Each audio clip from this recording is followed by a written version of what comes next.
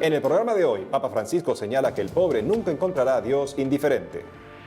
Santo Padre visitó la diócesis italiana de Camerino, afectada gravemente por un terremoto en 2016. Y miles de personas se preparan virtualmente para consagrarse al corazón de Jesús. Bienvenidos amigos, yo soy Isabel Díaz Monsalve y hoy traemos información de la Iglesia para ustedes. Y yo soy Eddie Rodríguez Morel, gracias por estar con nosotros. Comenzamos el programa contándoles que el Papa Francisco publicó su mensaje para la tercera Jornada Mundial de los Pobres, que se celebrará en noviembre de este año. Con motivo de la tercera Jornada Mundial de los Pobres, que se celebrará el próximo 17 de noviembre, el Papa Francisco envió un mensaje titulado «La esperanza de los pobres nunca se frustrará», frase extraída del Salmo 9 y con la que, según el pontífice, busca expresar una verdad profunda que la fe logra imprimir sobre todo en el corazón de los más pobres, que es devolver la esperanza perdida a causa de la injusticia, el sufrimiento y la precariedad de vida. Asimismo, el Santo Padre destacó que en estas palabras que dan título a su misiva se ofrece la hermosa definición del pobre, aquel que confía en el Señor porque tiene la certeza de que nunca será abandonado. Por otro lado, el Papa Francisco también explicó cuál es la misión de la Iglesia con los más desfavorecidos y aseguró que su vocación es la de no permitir que nadie se sienta extraño o excluido, porque todos están en un camino común de salvación y en un servicio que constituye una auténtica evangelización. Además, el pontífice hizo una advertencia para todos aquellos que rechazan a los más necesitados, construyendo muros y bloqueando puertas. A estos les aseguró que Dios les hará justicia, ya que Él está del lado de los más pobres. Por otro lado, el Papa Francisco recibió a 50 peregrinos panameños que llegaron a Roma para expresar su agradecimiento tras la realización de la Jornada Mundial de la Juventud el pasado mes de enero. El Santo Padre recibió en el Vaticano a 50 peregrinos de Panamá que llegaron a Roma después de la Jornada Mundial de la Juventud celebrada el pasado mes de enero en su país. Durante el encuentro, Monseñor José Domingo Ulloa, arzobispo de Panamá, dirigió unas palabras de agradecimiento al Papa Francisco. La palabra gracias siempre será nuestro saludo. Gracias por haberle dado la oportunidad a este pequeño istmo centroamericano de celebrar una Jornada Mundial de la Juventud. Además, el prelado afirmó que este encuentro mundial de jóvenes fue una salida hacia las periferias existenciales, ya que en este evento el representante de Cristo en la tierra llegó hasta los lugares de mayor dolor. Por su parte, el Papa Francisco habló acerca de la gratitud y expresó que es bueno darse las gracias mutuamente, ya que esta palabra la olvidamos fácilmente. En ese sentido, el Santo Padre manifestó que estuvo muy agradecido por lo que vio en Panamá, un pueblo noble, una nobleza que no se compra, se hereda, se respira y se vive.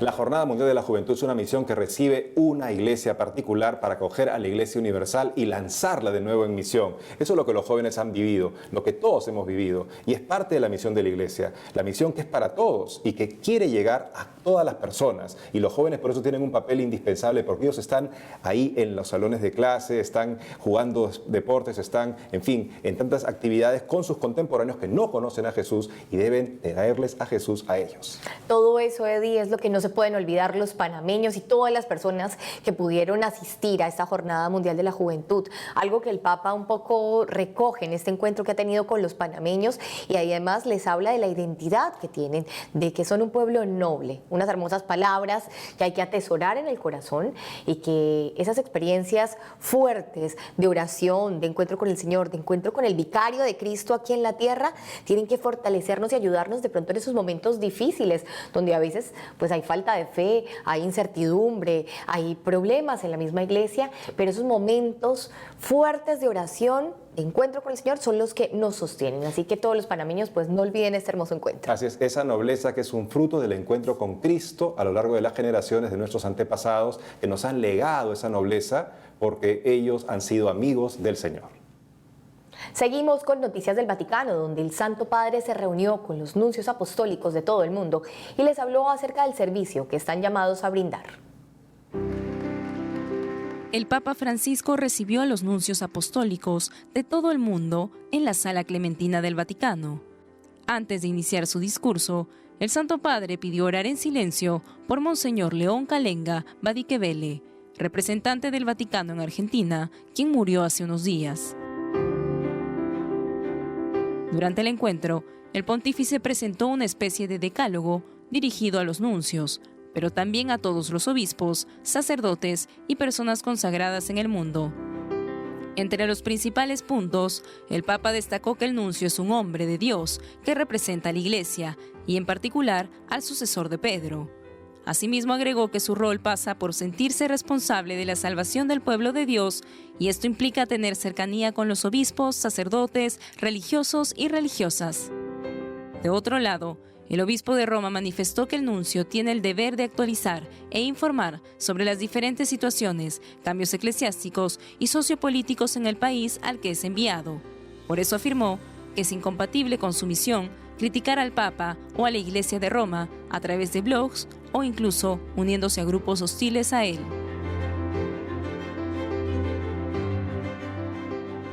Ahora vamos con noticias del viaje del Papa Francisco a la región italiana de Las Marcas, en el centro del país. Para ampliar esta información está con nosotros nuestra corresponsal Mercedes de la Torre Cuellar. Adelante, Mercedes.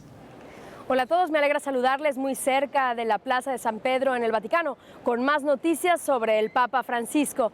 En esta ocasión queremos destacar una importante visita que el Santo Padre realizó fuera del Vaticano. El Papa fue a la región italiana de Las Marcas, Le Marche en italiano, en el centro del país para demostrar su cercanía a las personas que perdieron sus casas por un fuerte terremoto en 2016. El Papa Francisco voló en helicóptero desde el Vaticano a Camerino, después en coche llegó a Cortine para visitar algunas viviendas de emergencia en donde han sido evacuadas algunas de las familias que perdieron todo en aquel fuerte sisma. A pesar de la tragedia, la visita del Papa les alegró mucho y el Santo Padre les animó a no dejarse abatir por la tristeza ni perder la esperanza. De hecho, los anfitriones tuvieron tiempo para bromear también, comer alguna galleta con el Papa y sacarse fotos con él. Incluso una familia incluyó a su mascota. Uno de los momentos más significativos fue cuando el Papa Francisco visitó la Catedral de Camerino, que está muy dañada y que aún no es posible utilizar para las celebraciones litúrgicas. El Santo Padre usó un casco de protección y visitó la catedral junto al obispo local. El Papa se detuvo en oración y dejó un ramo de flores ante una estatua rota de la Virgen María. Después, el Papa celebró la misa dominical en una plaza cercana a la catedral dañada. En su homilía, el Santo Padre animó a pedir al Espíritu Santo el don de la esperanza, que no es provisoria, sino que dona la felicidad y la paz, incluso en momentos en donde las situaciones externas son difíciles. Al finalizar la Eucaristía, el Santo Padre rezó el Ángelus y recordó que esta semana será la Jornada Mundial del Migrante y del Refugiado, convocada por las Naciones Unidas. Veamos lo que dijo. Esta fecha invita a todos a la solidaridad con los hombres, las mujeres y los niños que huyen de las guerras, persecuciones y violaciones de los derechos fundamentales. Que nuestras comunidades eclesiales y civiles sean cercanos a ellos y atentos a sus necesidades y sus sufrimientos. Y con este llamado del Santo Padre a la cercanía de las personas que sufren, me despido por hoy. Seguiremos trabajando para informarles más sobre la agenda del Papa Francisco. Informó para ustedes en WTN Noticias desde el Vaticano, Mercedes de la Torre Cuellar. Hasta la próxima. Gracias, Mercedes. El Santo Padre con esta visita nos recuerda a todos que cuando una tragedia deja de ser noticia, sigue habiendo necesidad y la Iglesia está ahí presente día a día, cuando ya no es noticia la tragedia, porque lamentablemente hacer el bien no es noticia, se entiende, pero no deja de ser una tarea apremiante que los católicos estén presentes día a día. Nos santificamos en el cotidiano y es ahí que las personas necesitan ayuda y la ayuda que necesiten por el tiempo que la necesiten. Y ahora vamos con información desde España, donde la diócesis de Getafe dio inicio, junto al Foro Mariano Diocesano, del envío de meditaciones diarias a través de WhatsApp y correo electrónico para ayudar a la preparación espiritual de la renovación de la consagración de España al Sagrado Corazón de Jesús. Para conocer de esta iniciativa estamos con el Padre Agustín Jiménez, coordinador del Foro Mariano Diocesano. Padre Agustín, bienvenido a EWTN Noticias. Muchas gracias, un saludo a todos. Padre, cuéntenos cómo nació esta iniciativa de evangelización por medio de las redes y cuál es el proceso de preparación. Pues nació a raíz de la Vigilia de la Inmaculada del pasado año, donde tuvimos la ocurrencia de consagrar toda la diócesis de la mano de los obispos a la Virgen María, y para prepararnos a ello hicimos 33 días de meditaciones que enviábamos por WhatsApp y por correo electrónico, y tuvo tanta aceptación y tanto éxito que el obispo auxiliar, que es el presidente del foro, nos propuso hacer lo mismo para la consagración de España, que será el 30 de junio, con lo cual el 30 de mayo hemos empezado una preparación de 32 días y se han apuntado en un tiempo récord, en prácticamente 5 o 7 días, más de 5.300 personas a los grupos de WhatsApp, más otras 2.000, 3.000 por medio del correo electrónico. Y el proceso es muy sencillo. Cada día por la mañana se les envía la meditación tanto en audio como en texto, y las personas las van escuchando, las van meditando, las van recibiendo cada día, y así progresivamente durante estos 32 días se preparan y conciencian para el gran día 30 de junio, donde se renovará, con motivo del centenario, la consagración de España. Y por otro lado, en España, ¿qué actividades se van a realizar, además de esta propuesta, por el mes del Sagrado Corazón de Jesús? En España se están haciendo muchas iniciativas en torno al centenario.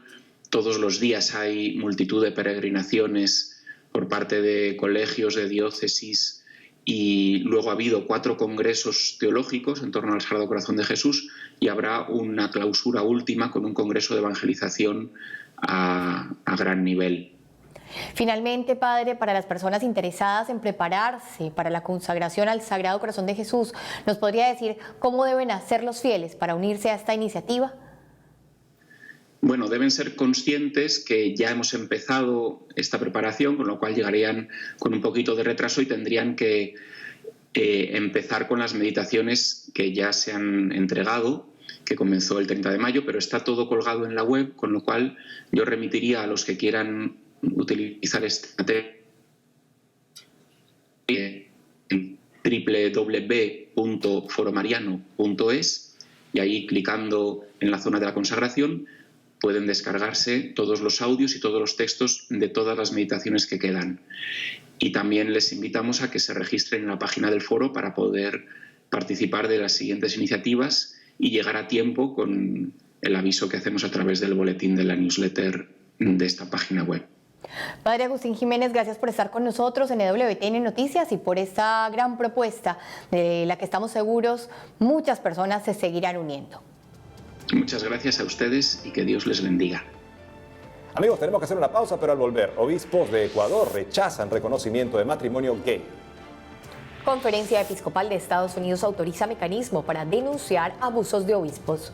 Ya volvemos con más información en EWTN Noticias.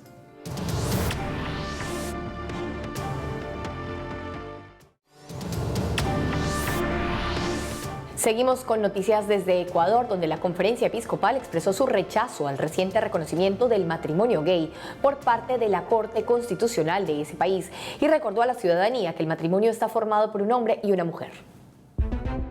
Los obispos de la Conferencia Episcopal de Ecuador expresaron su rechazo a la decisión de la Corte Constitucional del país, que reconoció el matrimonio gay, luego de resolver la consulta presentada por la Corte Provincial de Pichincha sobre 2 demandas interpuestas por parejas homosexuales y activistas LGBT. En el primer caso, la Corte informó que se reconoció la unión de personas del mismo sexo, basándose en la opinión consultiva de la Corte Interamericana de Derechos Humanos y la interpretación del artículo 67 de la Constitución de Ecuador sobre la igualdad de la persona y el rechazo a todo tipo de discriminación. En el segundo caso, la Corte Constitucional declaró la inconstitucionalidad del artículo 81 del Código Civil y el artículo 52 de la Ley de Gestión de la Identidad y Datos Civiles, que establecen al matrimonio como la unión entre hombre y mujer, y se dispuso que la Asamblea reconfigure la institución del matrimonio para que se dé un trato igualitario a las personas del mismo sexo. Frente a este panorama, y a través de un comunicado, los obispos ecuatorianos señalaron que la Corte Constitucional, bajo ningún argumento, está facultada para reformar el contenido de la Constitución de la República, entre ellas la figura del matrimonio, definida en su artículo 67 como la unión de un hombre y una mujer. Asimismo, los obispos precisaron que la definición del matrimonio como la unión de un hombre y una mujer fue aprobada por el pueblo ecuatoriano mediante un referéndum realizado en 2008. Finalmente, reafirmaron su compromiso de respeto a los derechos humanos, sin importar su edad, raza, sexo, religión, inclinación sexual o cultura, y reiteraron su deseo de promover el matrimonio y la familia como derecho de la libertad religiosa, reconocido por el Estado laico de Ecuador. Lamentable que en un país como Ecuador, donde la Constitución habla en 2 artículos acerca del matrimonio como una unión entre un hombre y una mujer y como un contrato que se realiza entre esos dos, pues pasen por encima de esto, además pasen por encima de un referéndum donde también las personas no aprobaban el matrimonio igualitario. Bueno, se han pasado todo esto y han aprobado por encima, sabiendo que la minoría quería esto, la minoría aprobaba el matrimonio gay. Eddie, ¿qué podemos esperar en todo el mundo? Es que la democracia representativa creo que ya llegó a su fin con este tipo de fallos judiciales que van incluso en contra del referéndum popular. La democracia representativa debe representar el parecer, los valores de la mayoría sin desproteger a las minorías, pero las minorías tienen una provisión, entiendo, por lo que comenzaba con un amigo ecuatoriano durante el fin de semana, para el arreglo patrimonial ya en las leyes ecuatorianas. Eso no era un problema. El problema es desconocer el interés superior del niño, porque de reconocer el matrimonio significa que el niño, bueno, ya acaba siendo el objetivo de los adultos. Ya no está construido el Estado de Derecho en su fundamento más importante, el interés superior del niño, que es siempre la parte más débil y la parte que debe ser atendida. Acá se convierte simplemente en un objeto que es dado a unos activistas que no representan, es más, que atropellan la voluntad general del pueblo ecuatoriano. Y por eso los ecuatorianos tienen que pronunciarse, tienen que salir a las calles, tienen que mostrar así junto con la iglesia que los está apoyando y decir, bueno, esto no es lo que nosotros pensamos, este no es el sentir de todos los ecuatorianos. Lamentablemente tenemos a la Corte Interamericana de Derechos Humanos, que es la que ha respaldado este tipo de activismo judicial y ha anunciado que está comprometida con la legalización del matrimonio homosexual, y es cuestión de preguntarse si hay la voluntad política en estos países para respetar el Estado de Derecho, respetar la propia Constitución y sustraerse, ya no ser parte de este grupo de naciones que lamentablemente están a la merced de la ideología de la Corte Interamericana de los Derechos Humanos. Y en otras informaciones, los obispos de Estados Unidos aprobaron un mecanismo nacional para denunciar abusos de obispos. Veamos. En la reciente Asamblea General del Episcopado estadounidense, que se realizó del 11 al 14 de junio en Baltimore, los prelados aprobaron unánimemente un mecanismo nacional para que las víctimas comuniquen de manera confidencial aquellos abusos que provengan de obispos y que violen el motu propio, Vos estis lux mundi, ustedes son la luz del mundo. En ese sentido, Monseñor José Gómez, arzobispo de Los Ángeles y vicepresidente de la Conferencia de Obispos Católicos de Estados Unidos, señaló que cuando ocurra una situación de abuso, cada uno de los prelados debe estar muy atento a las necesidades y al proceso de curación de las víctimas sobrevivientes. Cabe resaltar que el nuevo mecanismo establecido por el episcopado estadounidense contará con opciones para que los afectados realicen denuncias por teléfono o en línea. Asimismo, será actualizado de acuerdo a las nuevas disposiciones del motu propio contra abusos. Por otro lado, en la Asamblea, los obispos también reflexionaron sobre algunos detalles del nuevo mecanismo nacional, como el sitio web para la presentación de informes confidenciales, la atención a las víctimas, el procedimiento para ponerse en contacto con las autoridades civiles y el área metropolitana, entre otros. Finalmente, los prelados estadounidenses votaron para que este nuevo sistema se active el 31 de mayo de 2020. Ahora nos vamos hasta Estados Unidos para contarles que el apostolado católico Courage International, que ofrece ayuda a personas con atracción al mismo sexo, pero que han decidido vivir castamente, realizará su próxima conferencia internacional Amistad Valiente, inspirando esperanza y renovación. Para darnos más detalles sobre este evento está con nosotros Rosana Goñi, coordinadora de Courage Latino. Rosana, bienvenida a EWTN Noticias. Hola, ¿cómo están? Hola, Eddie, muchísimas gracias por la invitación. Gracias a ti. Rosana, cuéntanos primero cuál es el trabajo de apostolado que ustedes vienen realizando con Courage a favor de las personas y la iglesia en general. Mira, el trabajo que realizamos, el apostolado de Courage, es particularmente con personas que sienten atracciones hacia su mismo sexo y que quieren vivir libremente una vida de castidad, de acuerdo a las enseñanzas de la iglesia. Nos reunimos en grupos pequeños, siempre dirigidos por un sacerdote, que es el capellán que dirige estos grupos, y estamos en muchas partes del mundo, particularmente en Estados Unidos, que es donde nació. La otra gran rama del apostolado de Courage es la formación a sacerdotes, a diáconos permanentes, a líderes catequistas, etcétera, etcétera, sobre lo que la iglesia enseña en torno a la homosexualidad. Y sobre todo también damos muchas pautas en la pastoral, ¿no? Y qué cosas hacer, porque las enseñanzas están ahí, pero a veces se desconoce cómo acompañar a estas personas, cómo vivir esa compasión y misericordia que nos pide la iglesia. Y en julio ustedes realizarán su próxima conferencia internacional anual. ¿Nos podrías mencionar algunos puntos importantes que se abordarán en ella y cómo pueden hacer las personas para participar? Sí, claro, Eddie, mira, el tema importante de este año, que es uno de las metas de Courage, es la amistad de la amistad. Y le hemos puesto el nombre de Amistad Valiente, en una inspirando esperanza y renovación. Ese va a ser más o menos el tema a lo largo de la jornada. Es muy importante porque para nuestros miembros de Courage y en Courage es un momento de renovación no solamente espiritual, sino también un momento de formación en la fe. Entonces, estos son los temas que vamos a desarrollar a lo largo de estos 3 días y medio de conferencia. Y la forma como pueden hacer es yendo a nuestra página web, couragerc.org, y ahí van a encontrar información para poder inscribirse en esta conferencia que es internacional. Va a haber traducción simultánea al español, por si acaso. Qué bien. Finalmente, Rosana, para aquellos que se sienten interesados en ser parte de Courage y quisieran recibir algún apoyo de ustedes, ¿cómo podrían hacer para formar parte de Courage? Mira, simplemente el anhelo de muchas personas que están sintiendo atracción al mismo sexo, pero ellos quieren vivir una vida de pureza, una vida de castidad, se comuniquen con nosotros. Con la gracia de Dios esperamos tener grupos en donde ellos viven, si no vemos la manera de cómo poder ayudarlos. El correo electrónico nuestro es oficina@couragerc.org. Es simplemente el anhelo de querer vivir lo que la iglesia enseña. Y ahí vamos a ver cómo se puede darles ese apoyo espiritual. Rosana Goñi, muchas gracias por estar con nosotros en WTN Noticias y les felicitamos por el trabajo de apostolado que vienen realizando. Muchas gracias a ustedes por el apoyo. Que Dios los bendiga. Qué buen tema para este Congreso de Courage, Amistad Valiente, que es una amistad que todos estamos llamados a vivir. La amistad que ama al amigo tal cual es, pero lo ama demasiado para dejarlo tal cual es si hay algo en su vida que no corresponde a su auténtica felicidad. Y la felicidad la conocemos porque Jesús nos la ha revelado. Y a través de su iglesia nos comunica la verdad plena sobre el hombre y sobre esa dimensión afectiva que una persona que experimenta atracción homosexual está llamado a trabajar dentro del combate espiritual que todos tenemos que realizar en nuestra vida.